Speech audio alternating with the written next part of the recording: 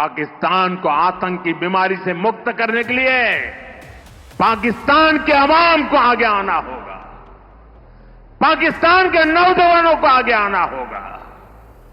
सुख चैन की जिंदगी जियो,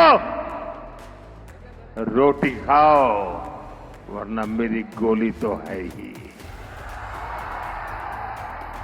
पाकिस्तान अपनी रोटी खाए, गोली तो मेरे पास है, ये बयान पीएम मोदी का है। पीएम मोदी ने साफ शब्दों में पाकिस्तान को चेतावनी दी कि सुख चैन से जियो, रोटी खाओ, वरना मेरी गोली तो है ही। हालांकि पीएम मोदी की इस चेतावनी के बाद पाकिस्तान का भी जवाब सामने आया है। पाकिस्तान की बेचैनी और बौखलाहट साफ नजर आ रही है।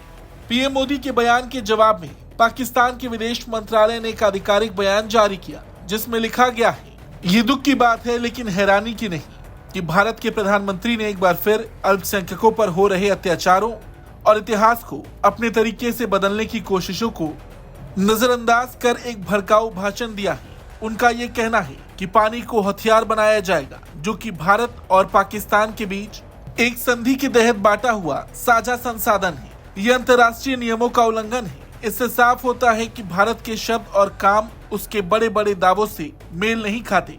अगर भारत सच में दुनिया में इज्जत चाहता है तो उसे पहले अपने देश के हालात सुधारने चाहिए। कुल मिलाकर पानी को लेकर पाकिस्तान बौखलाया बैठा है। हालांकि इस बयान में और भी बहुत कुछ कहा गया।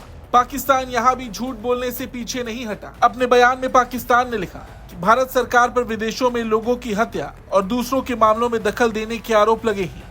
भारत जम्मू कश्मीर के उस हिस्से पर कब्जा किए बैठा है जो विवादित है। वहाँ के लोगों के साथ गलत व्यवहार होता है, वहाँ उन्हें दबाया जाता है। ऐसे में भारत का खुद को पीड़ित बताना बहुत ही विरोधाभासी है। आज भारत की सरकार से जुड़े कुछ लोग नफरत फैलाने, भीड़ हिंसा को बढ़ावा देने और धार्मिक अल्पसंख्यकों को निशाना बनाने का काम कर रहे हैं। इससे भले ही कुछ लोगों को चुनाव में फायदा हो जाए, लेकिन दुनिया में भारत की छवि को नुकसान पहुंचता है। इससे ये भी नहीं लगता कि भारत एक जिम्मेदार पड़ोसी या शक्ति बन सकता है।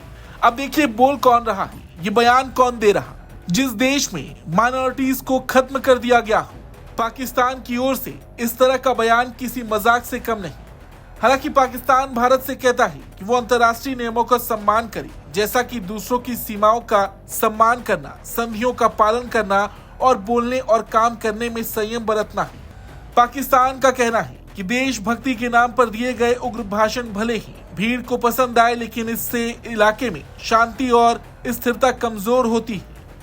भारत के युवाओं को चाहिए कि वो डर और नफरत की राजनीति को छोड़ें और ऐसा भविष्य चुने जो सम्मान, समझदारी और सहयोग पर आधारित हो। ये बात पाकिस्तान की ओर से कही गई है। सोचिए, जो देश आतंकवाद को पालता पोसता हो और दूसरे देश में आतंकी हमले करवाता हो, वो इस तरह के बयान दे रहा है। हालांकि इस बयान से ये बात समझ आ रही है कि पाकिस्तान की बेचैनी कहां तक पहुंच चुकी है। लेकिन जैसा कि पीएम मोदी ने कहा कि हम चाहते हैं कि हमारे पड़ोसी चैन से जिएं और हमें भी जीने दें, लेकिन अगर कोई हमें ललकारेगा तो ये भूमि वीरों की है। यानी भारत शांति चाहता है, लेकिन आत्मसम्मान की कीमत पर नहीं।